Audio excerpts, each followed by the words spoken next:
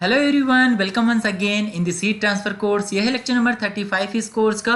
और इस लेक्चर में हम डिस्कस करेंगे GATE previous year questions on evaporation. इसके अलावा भी कुछ न्यूमेरिकल्स जो है वो यहाँ पर हम कवर करेंगे, ओके, जो विदाउट गेट भी है। तो गाइज देखिए, अगर इस कोर्स की हम बात करें, हीट ट्रांसफर का हमारा ये कोर्स है जिसमें इस लेक्चर के साथ ही हमारा ऑलमोस्ट जो कोर्स है वो कंप्लीट हो जाएगा। जो टॉपिक नंबर 9 है वो इवोपोरेशन हम यहाँ पर डिस्कस कर रहे हैं। ऑलरेडी जो इसका थ्योरेटिकल पोर्शन है वो हमने कंप्लीट कर लिया है। नाउ न्यूमेरिकल पोर्शन हम इस लेक्चर में कंप्लीट कर लेंगे। सो लास्ट जो रिमेनिंग टॉपिक रहेगा इस कोर्स का वो रहेगा इक्वेशन ऑफ एनर्जी, जो कि हम नेक्स्ट लेक्चर में डिस्कस करेंगे। सो गाइस, इवोपोरेशन का ये लास्ट लेक्चर है जिसमें हम डिस्कस करने वाले न्यूमेरिकल्स है ना, और गेट प्रीवियस ईयर के कुछ क्वेश्चंस हम डिस्कस करेंगे। सो सबसे पहले क्वेश्चन नंबर 69 इस हीट ट्रांसफर कोर्स का, ये गेट 2004 का क्वेश्चन है। इसमें हमको गिवन है it is desired to concentrate a 20% salt. So 20% concentration जो है वो हमको गिवन है सॉल्यूशन की। 20% का मतलब क्या हुआ, 20 kg of salt in 100 kg of the solution to a 30% salt solution. Means 20% concentration से हमको 30% कंसंट्रेशन का सॉल्यूशन प्रिपेयर करना है with the help of evaporator. Okay, so consider a feed of 300 kg per minute at 30 degree centigrade. The boiling point of the solution is 110 degree centigrade. The latent heat of vaporization lambda V is 2100 kilojoule per kg and the specific heat of the solution is 4 kilojoule per kg Kelvin.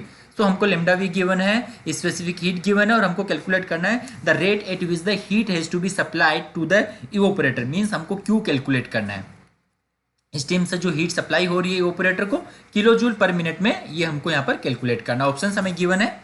सो देखिए, सबसे पहले इस question में हम क्या करेंगे, एक evaporator just एक हम यहाँ पर इवोपरेटर ड्रॉ कर रहे हैं। लाइक इसमें जस्ट सिंपल क्या है, फीड आ रही है, उसको हम एफ से डिनोट कर रहे हैं। वेपर जनरेट इवोपरेट मतलब कि जो लिक्विड है वो इवोपरेट हो रहा है, वेपर बन रहा है, उसको हम वी से लिख रहे हैं। और लिक्विड जो है यहाँ पर जो फाइनल हमारा डिजायर्ड प्रोडक्ट है, यहाँ पर जिस कंसंट्रेशन जो है वो 30% मतलब 0.3।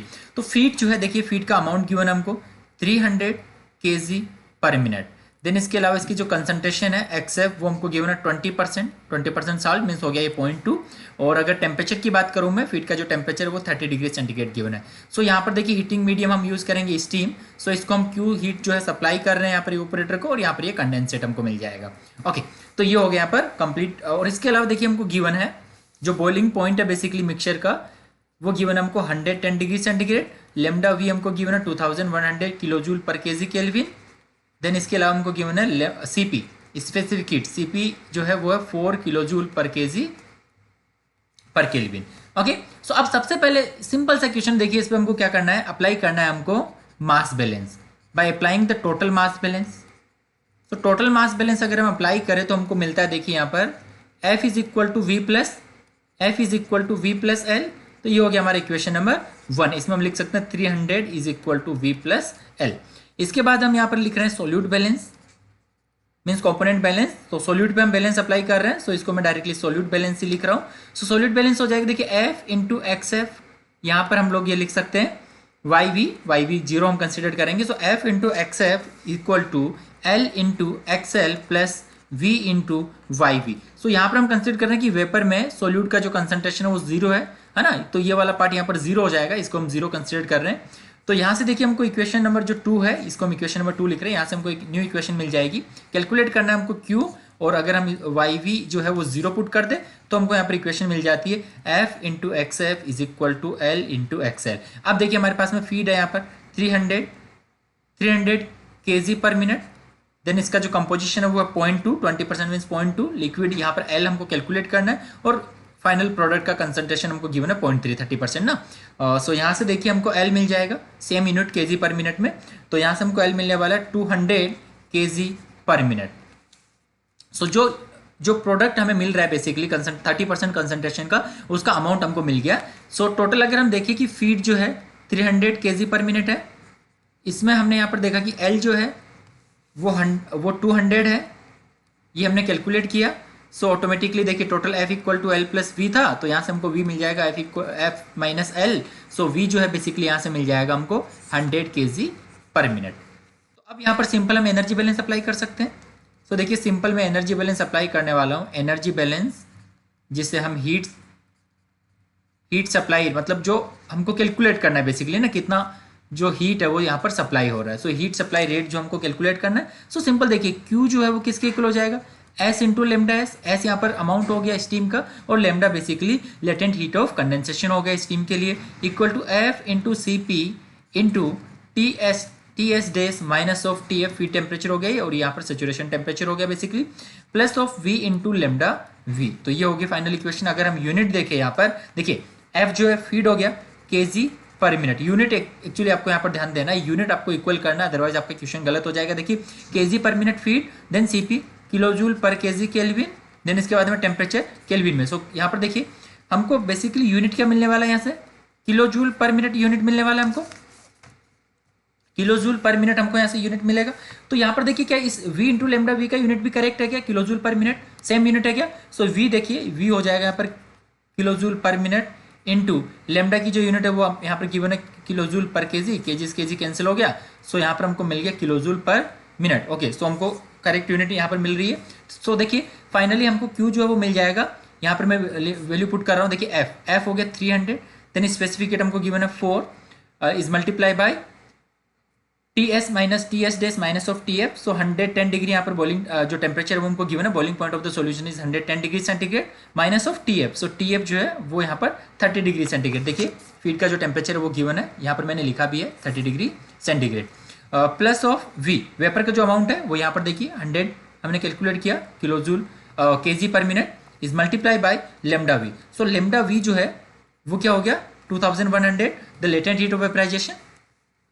सो फाइनली यहाँ पर जब हम इसको कैलकुलेट करते हैं तो हमको मिलता है ये 306,000, मतलब आप इसको लिख सकते हो इस तरीके से 3.06 इज मल्टीप्लाई बाय 10 पावर 5। तो यहाँ पर हम इसको किलोजूल में लिख सकते हैं, बिकॉज हमको पूछा गया था किलोजूल पर मिनट में। सो किलोजूल पर मिनट में देखिए हम अगर इसको लिखेंगे तो ये हो जाएगा Q is equal to 3.06 into 10 power 5, और अल्टीमेटली हमको किलोजूल पर मिनट में ही मिल रहा है। सो 10 पावर मल्टीप्लाई बाय 10 पावर 5 ना 3.06, सो 3.06 इंटू 10 पावर 5, तो ये हो गया हमारा करेक्ट आंसर जो कि है ऑप्शन ए।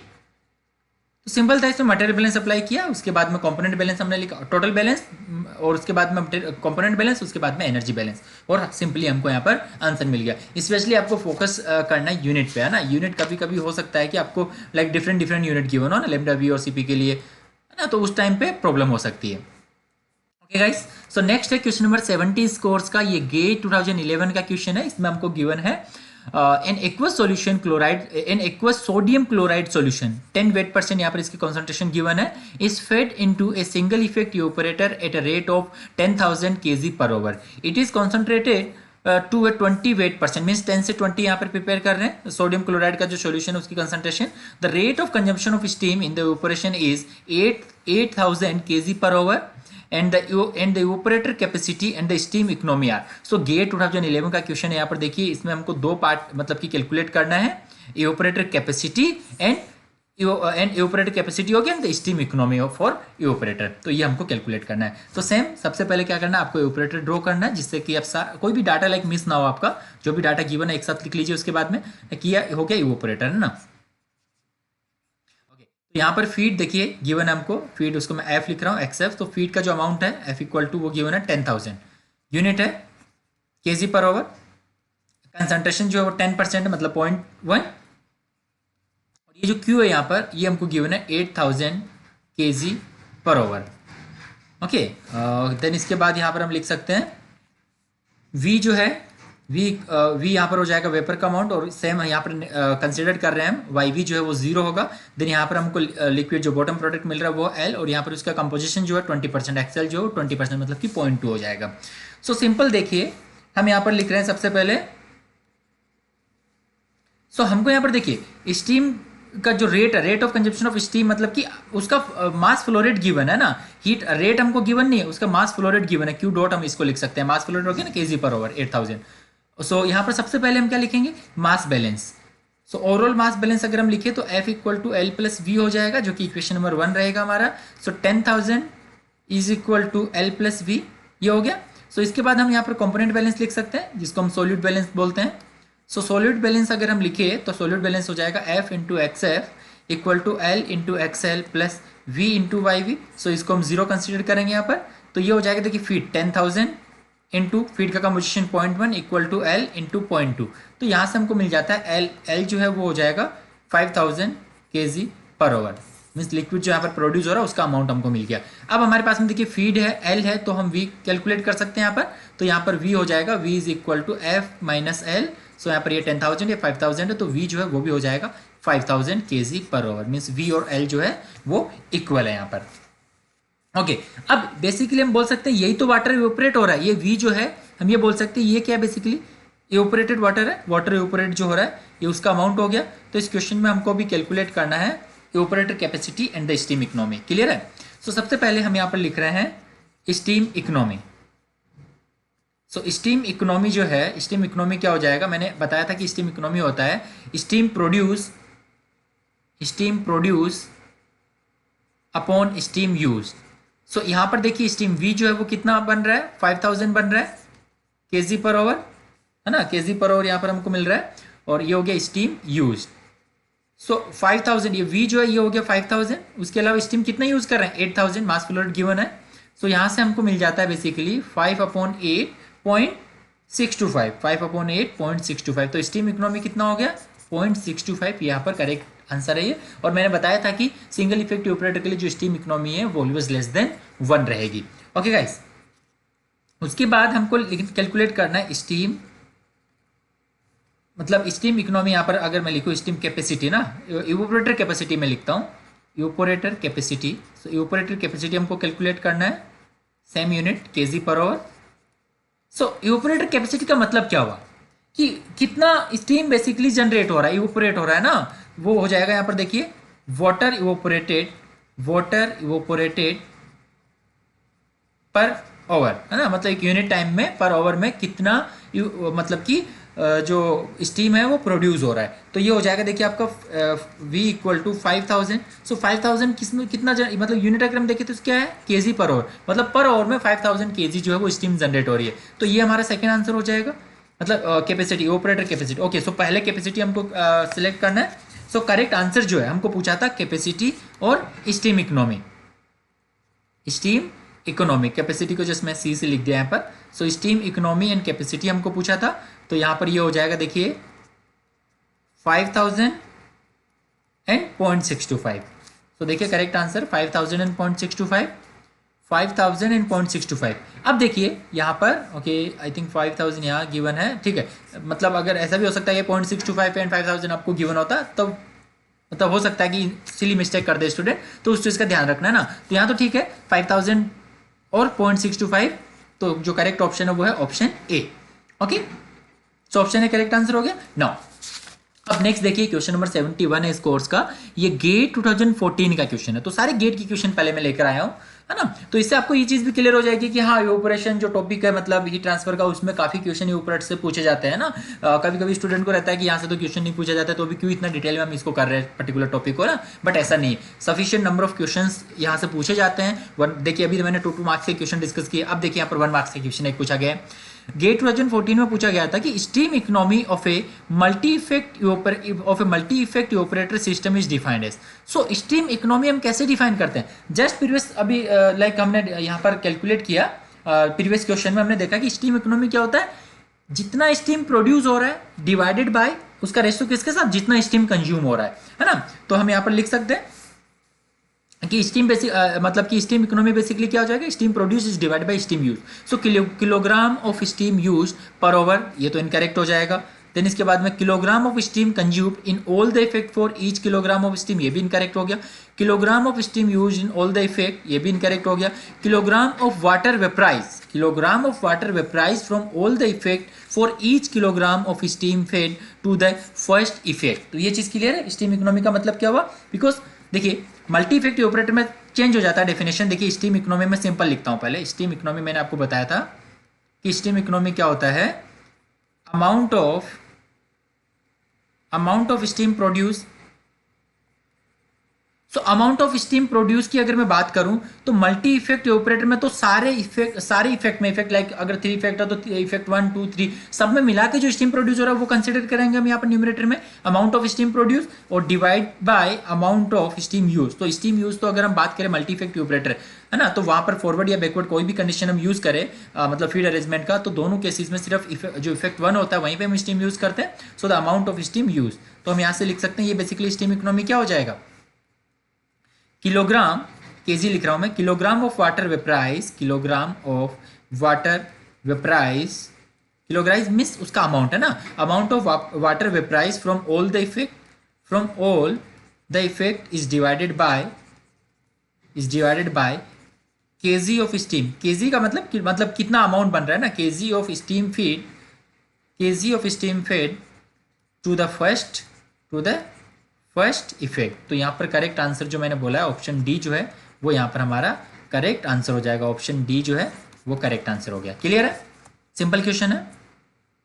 ओके, नेक्स्ट देखिए क्वेश्चन नंबर 72 है इस कोर्स का, ये गेट 2020 का क्वेश्चन है। देखिए कितना लेटेस्ट क्वेश्चन हम बोल सकते हैं इसको।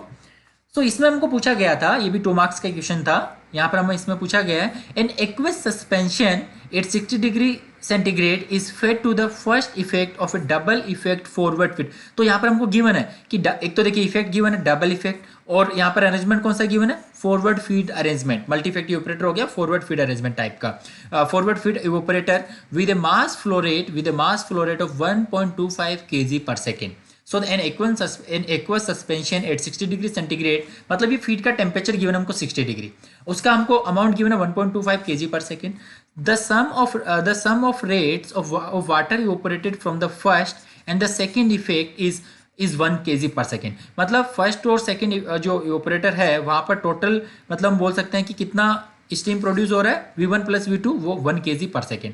And the temperature of the exit steam from the first and the second effect, the temperature of the exit stream from the first and the second effect are 100 degree centigrade and 60 degree centigrade respectively। so first effect में temperature कितना 100 degree, second effect में कितना है 60 degree centigrade। consider the specific heat of the aqueous suspension and the latent heat of phase change for water to be 4 kilojoule per kg per Kelvin and 2200 kilojoule per kg। means latent heat यहाँ पर given है, उसके अलावा हमको यहाँ पर Cp given है 4 kilojoule per kg per Kelvin respectively। over this temperature range the steam economy। so इस temperature range के लिए हमको कैलकुलेट क्या करना था, steam economy कैलकुलेट करना है इन kg है ना, पर केजी। वो जस्ट स्टीम की मैं बात करूंगा। स्टीम इकोनॉमी जो है बेसिकली क्या हो जाता है, अमाउंट ऑफ स्टीम प्रोड्यूस, मतलब amount of steam produce in kg per kg of steam used, amount of steam use ना, और जो आंसर आएगा उसको राउंड ऑफ करना है सेकंड डेसिमल तक। ओके, तो अच्छा क्वेश्चन है यहाँ पर देखिए, ये 2020 का। तो यहाँ पर मैं सबसे पहले तो अरेंजमेंट ड्रॉ कर रहा हूँ। देखिए मल्टी इफेक्ट इवेपोरेटर का ये एग्जांपल है जिसमें 2 इफेक्ट हमको गिवन है, इफेक्ट 1 एंड इफेक्ट 2। सो यहाँ पर देखिए मैंने इफेक्ट 1 एंड इफेक्ट 2 ड्रॉ कर दिया। सो फीड फॉरवर्ड मतलब फॉरवर्ड फीड अरेंजमेंट है। सो यहाँ पर देखिए फीड हो गया, फीड जो है 1.25 kg पर सेकेंड गिवन है। देन उसके अलावा अगर टेम्परेचर की हम बात करें फीड का, तो टेम्परेचर हमको गिवन है 60 डिग्री सेंटीग्रेड। उसके अलावा हम स्टीम यूज़ करेंगे। सो स्टीम यहाँ पर देखिए अमाउंट जो एस से हम डिनोट कर रहे हैं, और इसका जो टेम्परेचर है वो है 100 डिग्री सेंटीग्रेड। नाउ अब यहाँ से देखिए स्टीम जो प्रोड्यूस होगा वो V1, उसको हम लोग यूज़ कर रहे हैं सेकेंड इफेक्ट में as a heating medium. Okay, then इसके अलावा यहाँ पर कंडेंसेट हम मिलेगा, यहाँ भी कंडेंसेट हो गया। देन इसके अलावा यहाँ पर जो लिक्विड बन रहा है L1, इसको मैं लिख रहा हूँ। सो ये जो लिक्विड है बेसिकली हम यहाँ पर इंट्रोड्यूस कर रहे हैं सेकंड इफेक्ट में। सो ये आपका फर्स्ट इफेक्ट हो गया, ये सेकंड इफेक्ट हो गया। यहाँ पर आपको वेपर स्पेस रखना है ऊपर में थोड़ा। देन यहाँ से जो वेपर प्रोड्यूस होगा उसको हम V2 लिख रहे हैं, और यहाँ से जो लिक्विड प्रोड्यूस होगा उसको हम L2 लिख रहे हैं, और टेम्परेचर जो है वो गिवन हमको 60 डिग्री। सो इसके लिए मतलब लाइक जो इवेपोरेटर 1 है उसके लिए टेम्परेचर गिवन है 100 डिग्री, एंड जो इवेपोरेटर 2 जो है उसके लिए टेम्परेचर गिवन है 60 डिग्री, 100 एंड 60 डिग्री, ठीक है। और अरेंजमेंट की यहाँ पे अगर हम बात करें तो ये फॉरवर्ड इफेक्ट अरेंजमेंट हो गया, फॉरवर्ड फीड अरेंजमेंट। ओके, सो और हमको गिवन है यहाँ पर कितना टाइप का ये, मतलब मल्टी इफेक्ट इवेपोरेटर, लेकिन डबल इफेक्ट इवेपोरेटर है ना, double effect evaporator. Okay, so अब नेक्स्ट देखिए, इसके अलावा गिवन है कि जो V1 और जो टोटल मतलब दोनों इफेक्ट में जो टोटल यहाँ पर स्टीम प्रोड्यूस हो रहा है V1 प्लस V2, वो अमाउंट हमको गिवन है V1 plus V2 is equal to 1 kg per second. उसके अलावा हमको लेमडा गिवन है, lambda V is equal to 2200 kilojoule per kg। इसके अलावा Cp की अगर हम बात करें तो 4 किलोजूल पर kg पर केल्विन हो जाएगा। तो ये जो लेमडा V है बेसिकली यहाँ पर मैं लिख सकता हूँ lambda V is equal to lambda S 2200 kilojoule per kg। So यहाँ पर देखिए वाटर के केस में latent heat of vaporisation and latent heat of S जो है वो कंडेंसेशन को डिनोट कर रहा है, लेमडा C है ना, लेटेंट हीट ऑफ कंडेंसेशन ये होगा ना। So latent heat of condensation, latent heat of vaporisation जो है वो इक्वल होता है वाटर के केस में अगर हम बात करें तो। अब हमको कैलकुलेट करना है इकोनॉमी। सो इकोनॉमी हमको कैलकुलेट करना है, इवोपरेटर इकोनॉमी। तो उसका मतलब क्या होगा यहाँ पर देखिए स्टीम प्रोड्यूस। सो स्टीम प्रोड्यूस तो हमको पता है कि टोटल स्टीम जो हम प्रोड्यूस कर रहे हैं वो 1 kg है, तो ये न्यूमरेटर टर्म तो हमको पता चल गई 1 kg है, 1 kg पर सेकेंड। लेकिन डिनोमीटर हमको यहाँ पर कैलकुलेट करना है कि कितनी स्टीम यूज हो रही है इस पर्टिकुलर केस में। सो स्टीम यूज हम कैलकुलेट करेंगे तो टोटल हम steam produce divide by steam use कर देंगे तो हमको जो इवोपरेटर कैपेसिटी इवोपरेटर इकोनॉमी है वो हमको मिल जाएगा। ओके, तो सबसे पहले हम क्या कर रहे हैं इस क्वेश्चन में, ओवरऑल बैलेंस लिखेंगे एज यूजुअल। सिंपली आपको अगर इवोपरेटर पे क्वेश्चन पूछे जाए तो सिंपल मास बैलेंस लगा दीजिए, उसके बाद में कंपोनेंट बैलेंस लगा दीजिए, मतलब सॉल्यूट बैलेंस, उसके बाद में हीट बैलेंस लगा दीजिए। कोई भी क्वेश्चन है वो सोल्व हो जाएगा इजीली। सो देखिए ओवरऑल मास बैलेंस की अगर हम बात करें, बट ओवरऑल मास बैलेंस जो है हम किस पे अप्लाई कर रहे हैं, फॉर इवोपरेटर 1, मतलब इवोपरेटर 1 पे अगर हम ओवरऑल मास बैलेंस अप्लाई करें, है ना, फॉर इवोपरेटर 1, तो ये हो जाएगा एफ, टोटल फीड जो एफ से डिनोट कर रहे हैं। तो यहाँ पर वी जो है वो V1 प्रोड्यूस हो रहा है जो स्टीम है, देन उसके अलावा लिक्विड जो है वो L1 से डिनोट कर रहा है। तो ये मेरा इक्वेशन नंबर 1 हो गया। तो यहाँ पर हम लिख सकते थे कि एफ जो है उसका अमाउंट गिवन है 1.25 equal to V1 plus L1। सो अब यहाँ पर देखिए हम क्या कर रहे हैं, let V1 is equal to x kg per second. हमने कंसिडर कर लिया कि टोटल अमाउंट हमको पता है V1 प्लस V2 1 kg है। सो हमने कंसिडर कर लिया कि V1 जो है इफेक्ट 1 में कितना स्टीम जनरेट हो रहा है x kg, तो V2 में कितना होगा 1 माइनस एक्स, बिकॉज टोटल जो V1 प्लस V2 वो तो 1 होना चाहिए। तो यहाँ पर V2 जो वो हो जाएगा 1 माइनस एक्स, है ना, हमको गिवन है यहाँ पर कि given V1 plus V2 is equal to 1। So V2 यहाँ से हो जाएगा 1 माइनस एक्स, और ये यूनिट गिवन है kg पर सेकेंड, है ना। तो यहाँ पर हमको ये मिल गया 1 minus x kg per second. तो उसके बाद देखिए फ्रॉम इक्वेशन नंबर 1 हम लिख सकते हैं यहाँ पर देखिए 1.25 equal to V1 plus okay, V1 जो है उसको हम x पुट कर देते हैं, काम करते हैं V1 जो उसको x पुट कर देते हैं x प्लस L1। सो यहाँ पर L1 को L1 ही रहने देते हैं। तो L1 बेसिकली क्या हो जाएगा 1.25 minus of x kg per second. तो ये हो गया हमारा इक्वेशन नंबर 2, है ना, मतलब V2 जो है उसको हमने लिख दिया x के टाइम में 1 माइनस एक्स, एंड L1 जो उसको लिख दिया हमने x के टाइम में 1.25 माइनस ऑफ x। सो अब इसके बाद नेक्स्ट हम स्टार्ट करेंगे energy balance. So energy balance same जैसे हमने मास बैलेंस लगाया फर्स्ट इवोपरेटर पे, वैसे एनर्जी बैलेंस भी हम पहले लगाएंगे फर्स्ट स्टेज पे। सो फर्स्ट स्टेज इवोपरेटर पे अगर हम एनर्जी बैलेंस अप्लाई करें तो Q इक्वल टू हो जाएगा S into lambda S is equal to F into CP into feed temperature TF होगा, और यहाँ पर फर्स्ट जो इवोपरेटर उसका टेम्परेचर T1 हो गया। सो T1 minus TF plus of V1 into lambda V, ये होगा इक्वेशन हमारा एनर्जी बैलेंस के लिए। तो इसमें सिंपल वैल्यू पुट करते हैं हम, एनर्जी बैलेंस की इक्वेशन हमको मिल रही है इवोपरेटर 1 की अगर हम बात करें तो ना, Q is equal to S into lambda S equal to F into CP into T1 minus of TF plus of V1 into lambda V। Okay, ये इक्वेशन हो गया हमारा। तो इसमें सिंपली अगर हम वैल्यू पुट करें, S जो है स्टीम का अमाउंट, ये तो हमको कैलकुलेट करना है ना, मतलब फाइनली स्टीम इकोनॉमी कैलकुलेट करना है, लेकिन उसके लिए ऐसा हमें पता होना चाहिए। इंटू लेमडा एस, तो लेमडा एस देखिए 2200 ही पुट कर रहा हूँ मैं।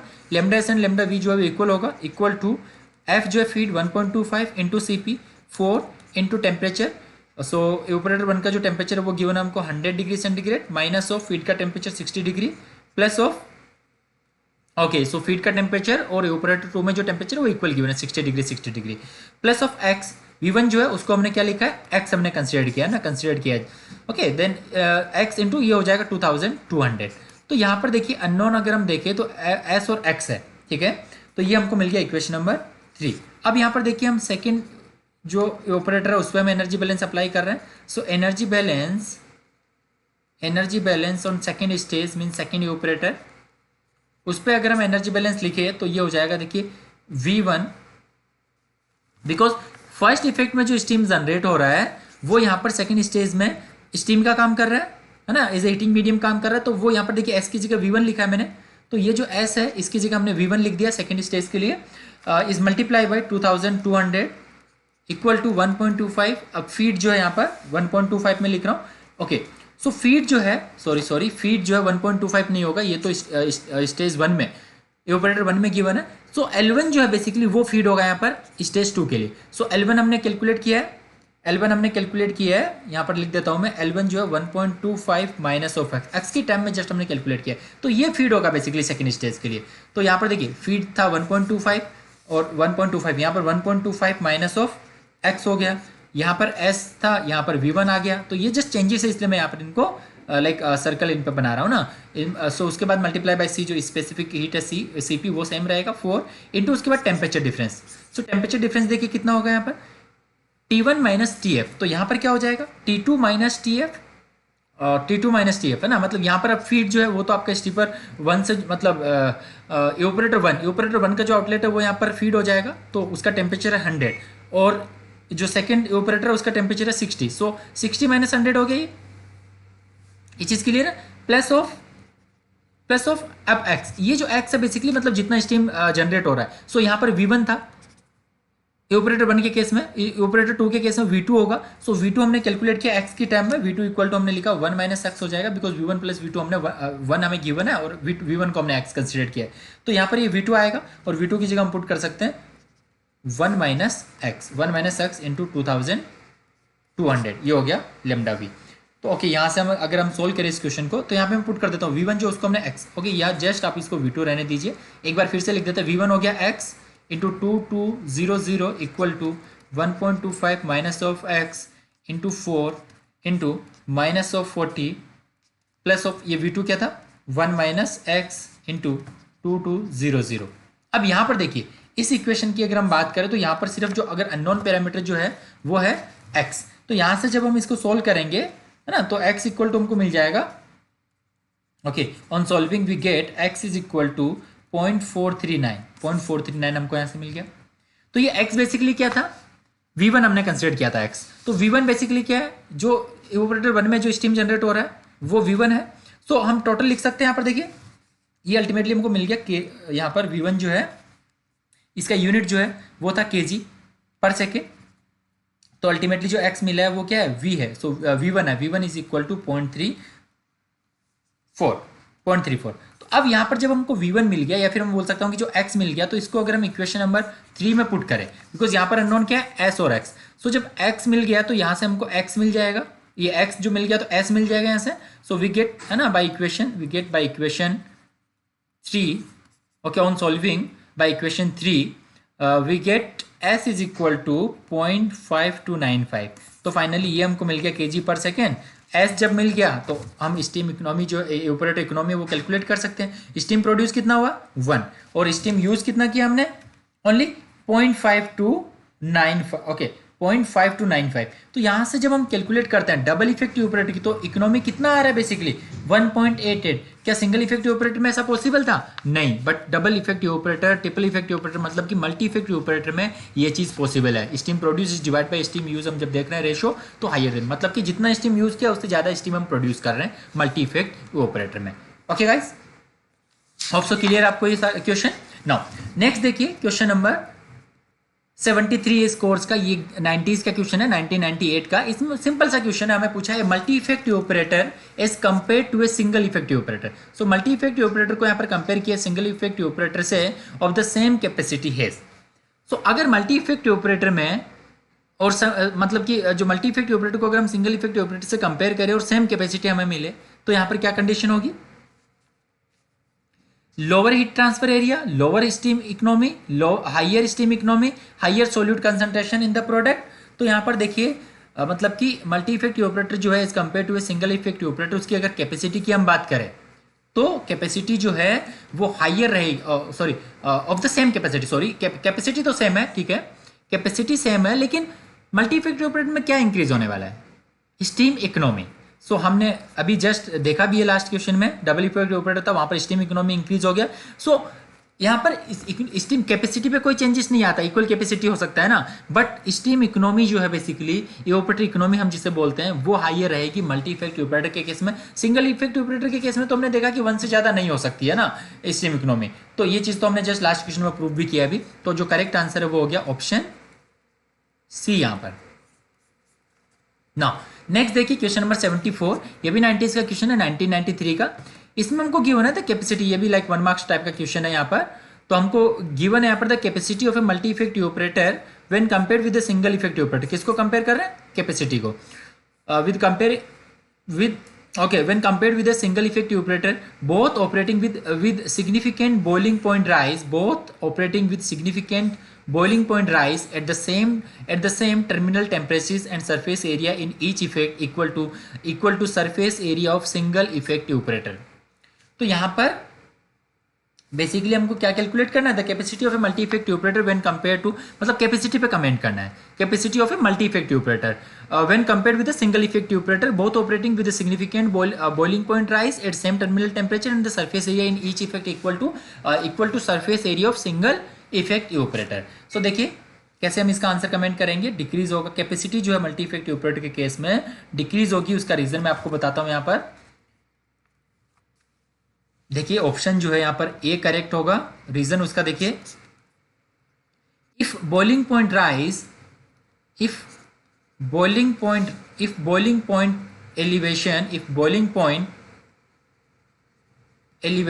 is 0, if boiling point elevation is 0, then capacity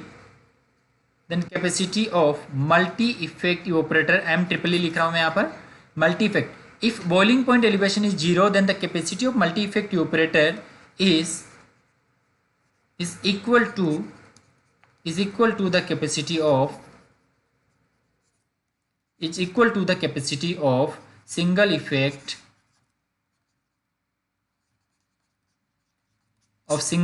evaporator. Clear है ये चीज. तो मतलब यहां पर ये है कि अगर बॉइलिंग पॉइंट राइज 0 होता है तब तो अगर हम कैपेसिटी को कंपेयर करें मल्टी इफेक्टिव ऑपरेटर की जो कैपेसिटी है, अगर उसको हम कंपेयर करें सिंगल इफेक्टिव ऑपरेटर से तो इक्वल होती है. बॉइलिंग पॉइंट राइज अगर 0 है उस केस में इक्वल होती है. लेकिन यहाँ पर बॉइलिंग पॉइंट राइज अवेलेबल है और मल्टी इफेक्टिव ऑपरेटर को जब हम कंपेयर करते हैं सिंगल इफेक्टिव ऑपरेटर से, तो उसकी जो कैपेसिटी इंडिविजुअल है ना मल्टी इफेक्टिव ऑपरेटर, तो उसकी जो कैपेसिटी है वो डिक्रीज होती है. स्टीम इकोनॉमी डेफिनेटली इंक्रीज होगा, लेकिन कैपेसिटी जो होगा मल्टी इफेक्टिव ऑपरेटर का, बिकॉज हमने देखा ना कि 1/n टाइम्स हो जाता है, तो 1/n टाइम्स हो जाता है मतलब डिक्रीज हो जाता है ना कैपेसिटी, बिकॉज वो डिस्ट्रीब्यूट हो जाता है इंडिविजुअल ऑपरेटर में, है ना. तो कैपेसिटी जो है अगर हम कंपेयर करें मल्टी इफेक्टिव ऑपरेटर की बॉइलिंग पॉइंट राइज के केस में सिंगल इफेक्टिव ऑपरेटर के कंपेरिजन में, तो डिक्रीज होने वाली है, 1/n टाइम्स हो जाती है. ओके, जस्ट ये स्टेटमेंट भी मैंने यहाँ पर लिख दिया कि अगर 0 है तो उस केस में सेम होगी. नेक्स्ट है क्वेश्चन नंबर 75 इस कोर्स का. ये क्वेश्चन भी 90s का है, गेट 92 का क्वेश्चन है. तो इस क्वेश्चन में हमको गिवन है the advantage of backward feed multiple effective operator over forward feed unit. तो अच्छे से हमने पढ़ा है backward feed arrangement and the forward feed arrangement multi effective operator का, है ना. मल्टी इफेक्टिव ऑपरेटर यहाँ पर है. तो सिंपल इसका देखिए आंसर आपको कमेंट करना है. आप ऑप्शन देखिए रीड कीजिए. हीट सेंसिटिव मटेरियल पहला ऑप्शन है, heat sensitive material can be handle. तो बैकवर्ड फीड में हीट सेंसिटिव मटेरियल वाली तो हमने कोई बात नहीं की थी. There is no additional cost of pumping, but ये तो इनकरेक्ट हो गया, बिकॉज बैकवर्ड फीड में हमको जो लिक्विड रहता है कंसंट्रेटेड लिक्विड, उसको हमको पंप आउट करना पड़ता है और अगेंस्ट मतलब प्रेशर राइज के, है ना. मतलब हाइयर प्रेशर की तरफ हमको, लाइक अगर 3 इफेक्ट ए ऑपरेटर है तो वहां पर 3rd इफेक्ट से 2nd में भेजना पड़ेगा, 2nd से 1 में भेजना पड़ेगा. और जो प्रेशर है बेसिकली 1 में हाईएस्ट होता है, हाईएस्ट रहेगा, ग्रेटर देन रहेगा 2nd से, 2nd में ग्रेटर देन रहेगा 3rd से. क्लियर है चीज. तो पंपिंग कॉस्ट तो रिक्वायर्ड होती है, तो ये भी इनकरेक्ट हो गया. Most concentrated liquid is eight highest temperature, तो ये चीज तो करेक्ट है, बिकॉज बैकवर्ड में अगर हम बात करें तो 3rd स्टेज में जहाँ लोअर टेम्परेचर होता है उसके बाद लाइक मतलब जस्ट अगर मैं ट्रिपल की बात करूँ तो मल्टी इफेक्टिव ऑपरेटर का एग्जांपल होगा ट्रिपल इफेक्टिव ऑपरेटर भी. और सो उसके बाद लाइक ये 1 हो गया, ये 2 हो गया, ये 3 हो गया. बैकवर्ड फीड में यहाँ पर हम फीड इंट्रोड्यूस करते हैं और कंसंट्रेटेड लिक्विड हमको मिलता है यहाँ पर L1. तो ये हाईली कंसंट्रेटेड और maximum temperature P1 P2 P3. तो P1 is greater than P2 is greater than P3, तो similarly T1 is greater than T2 is greater than T3 होगा. तो जो मतलब कि बैकवर्ड फीड में हम क्या करते हैं, मोस्ट कंसंट्रेटेड लिक्विड जो उसको हाईएस्ट टेम्परेचर पे ट्रीट करते हैं. देन नेक्स्ट, तो ये ऑप्शन करेक्ट होगा. देन नेक्स्ट हमको गिवन है equal heat transfer coefficient exist in various effect. तो ये जरूरी नहीं है, अगर हमको गिवन है ये कंडीशन तभी हमको कंसीडर करना पड़ेगा. तो करेक्ट आंसर क्या होगा यहाँ पर, ऑप्शन सी जो है यहाँ पर हमारा करेक्ट आंसर हो गया. ओके गाइस, सो नेक्स्ट है यहाँ पर क्वेश्चन देखिए, क्वेश्चन नंबर 76 इस कोर्स का. सो होपफुली ये लास्ट क्वेश्चन रहने वाला है इस कोर्स का, मतलब इस पर्टिकुलर लेक्चर की अगर हम बात करें तो हीट ट्रांसफर का. ओके, सो ये भी अच्छा क्वेश्चन है, 2 मार्क्स का क्वेश्चन आप कंसीडर कर सकते हो. गेट में पूछा गया नहीं है, लेकिन मतलब अगर वेटेज बात करूं मैं, इस टाइप का क्वेश्चन अगर गेट में पूछा जाता तो मिनिमम 2 मार्क्स का रहेगा ही ना. ओके 1 मार्क्स का तो मतलब पॉसिबल नहीं है कि थोड़ा कैलकुलेटिव पार्ट रहेगा यहाँ पर, और मैक्सिमम भी 2 से ज़्यादा तो हो नहीं सकता। अगर लाइक एक पार्ट दे दिया देन सेकंड पार्ट, तो वहाँ पर 4 मार्क्स का क्वेश्चन हो सकता है ना। कॉमन क्वेश्चन अगर 2 मार्क्स वाला हो तो कॉमन डाटा क्वेश्चन टाइप में ना। सो देखिए क्वेश्चन नंबर 76 है सीट ट्रांसफर कोर्स का। इसमें हमको गिवन है a orange juice with a negligible boiling point rise. तो नेग्लिजिबल बॉइलिंग पॉइंट राइज हमको कंडीशन यहाँ पर गिवन है, इज बीइंग इवोपोरेटेड। तो ऑरेंज जूस यहाँ पर है जिसको हम इवोपोरेट कर रहे हैं, is being evaporated using the saturated steam at 121.1 degree centigrade in a triple effect evaporator having equal area in each effect. So यहाँ पर हमको कंडीशन दे दिया कि इक्वल एरिया है, A1 is equal to A2 is equal to A3, triple effect evaporator यहाँ पर है तो हम A कंसिडर कर लेंगे एरिया को। The pressure of the vapour in the last effect is the pressure of vapour in the last. So third effect जो है, बिकॉज ट्रिपल इफेक्ट है, सो थर्ड इफेक्ट में प्रेशर हमको given 25.6 kilo pascal absolute, and the corresponding saturation temperature, उसके corresponding saturation temperature जो है वो 65.7 degree centigrade. The heat transfer coefficient are U1 is equal to 2760, U2 is equal to 1875, U3 is 1350 vote पर metre square, vote पर metre square पर kelvin यहाँ पर मैंने लिखा हुआ है ना। So the boiling point in first effect, तो हमको कैलकुलेट क्या करना है, boiling point in first effect, boiling point in degree centigrade in the first effect, मतलब T1 हमको कैलकुलेट करना है। ओके गाइस, सो देखिए नेक्स्ट स्लाइड में हम सॉल्व करते हैं इस क्वेश्चन को। सिंपल मैं लिख रहा हूं यहाँ पर, देखिए we know delta T I की मैं अगर बात करूं तो यहाँ पर ऊपर में क्या आएगा, summation of delta T, overall summation of delta T. Denominator में क्या आता है, यू आई, और समेशन में 1/ui रहेगा। ओके सो यहाँ पर देखिए ये हो जाएगा, यहाँ पर मैं लिख रहा हूँ ये i से n तक, मतलब i का अगर मैं बात करूँ तो n तक रहेगा, जितने भी ऑपरेटर यहाँ पर है उतनी बार यहाँ पर टाइम आएगी 1/u1 plus 1/u2 plus 1/u3। तो इसको हम लिख सकते हैं, देखिए delta overall delta T triple effective operator में क्या हो जाएगा, ts minus T3 is divided bye ui, just delta T में लिख रहा हूँ, यहाँ पर ये तो फिक्स हो गया summation of delta T, denominator में ui into summation of 1/u अगर लिखे तो ये भी फिक्स हो गया, ट्रिपल इफेक्टिव ऑपरेटर में 1/u1 plus 1/u2 plus 1/u3, तो ये भी फिक्स हो गया यहाँ पर। ओके सो अब यहाँ पर देखिए हम लिख सकते हैं कि 1/u जो है, ओके ये तो हम डायरेक्टली मैंने ये लिख ही दिया यहाँ पर। सो ये देखिए ये जो है ना, ये ui नहीं होगा, यहाँ पर 1/u रहेगा, 1/u रहेगा, तो यहाँ पर हमने वैल्यू पुट कर दी इसकी 1/u1 plus 1/u2 plus 1/u3, और यहाँ पर आप लिख सकते हो 1/u1 is equal to 1/u1, 1/u is equal to 1/u1 plus 1/u2 plus 1/u3। तो ये तो हमने ओवरऑल हीट ट्रांसफर कोएफिशिएंट का कोरिलेशन देखा इंडिविजुअल हीट ट्रांसफर कोएफिशिएंट से। देन इसके बाद में यहाँ पर टेम्परेचर हमको गिवन है, जो सैचुरेशन टेम्परेचर Ts है 121.1 डिग्री सेंटीग्रेड, एंड यहाँ पर T3 जो है लास्ट इफेक्ट में वो हमको गिवन है 65.3 डिग्री सेंटीग्रेड टेम्परेचर। तो अब देखिए डायरेक्टली मैं लिख रहा हूँ for triple effective operator, for triple effective operator delta T हमको कैलकुलेट करना है पहले।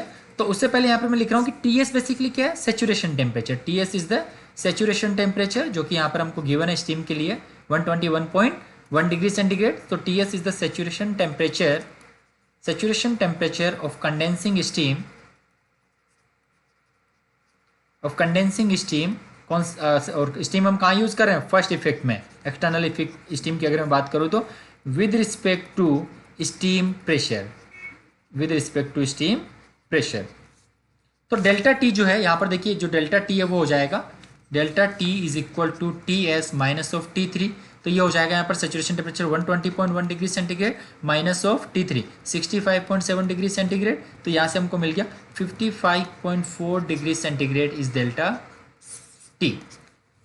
नाउ अब हमको कैलकुलेट, सिर्फ हमको डेल्टा T1 मतलब हमको कैलकुलेट क्या करना है, boiling point in the first effect, तो डेल्टा T1 मतलब हमको अल्टीमेटली जो कैलकुलेट करना है वो यहाँ पे लिख देता हूं मैं, boiling point in first effect हमको कैलकुलेट करना है। तो boiling point in first effect क्या हो जाएगा, Ts minus of delta T1, तो यहाँ पर देखिए डेल्टा T1 क्या हो जाएगा, Ts minus T3 is divided by ui की जगह डेल्टा 1 लिख रहे हैं, तो डेल्टा T1 लिख रहे हैं, तो यहाँ पर u1 हो जाएगा, ये multiply by 1/u1 plus 1/u2 plus 1/u3, सारी वैल्यू हमारे पास है यहाँ पर, तो ये हो जाएगा, देखिए यहाँ पर हमने कैलकुलेट किया अभी 55.4 degree centigrade is divided by U1 2760 multiply by 1/2760 plus 1/875 plus 1/1350, है ना। तो यहाँ पर अल्टीमेटली इसको जब हम सोल्व करते हैं तो डेल्टा T1 हमको यहाँ से मिलता है 12.26। सो boiling point in first effect की अगर हम बात करें तो ये हो जाएगा TS minus of delta T1। तो TS देखिए, TS है 121.1 और यहाँ पर ये हो गया delta T1। So delta T1 कितना हो गया 12.26, ये हो गया 12.26। सो 121 माइनस ऑफ 121.1 माइनस ऑफ 12.26, तो ये डिफरेंस कितना आ जाएगा 108.83। तो अप्रोक्सीमेटली हमको राउंड ऑफ करना है यहाँ पर इसमें। ओके, राउंड ऑफ करने की नीड नहीं है, जस्ट ऑप्शन हमें गिवन है 108.80, ये हमारा हो जाएगा करेक्ट आंसर। ऑप्शन सी जो है ये करेक्ट आंसर होगा इस क्वेश्चन में। देखिए okay, option B, sorry option B जो है वो करेक्ट आंसर होगा 108.8। क्लियर है।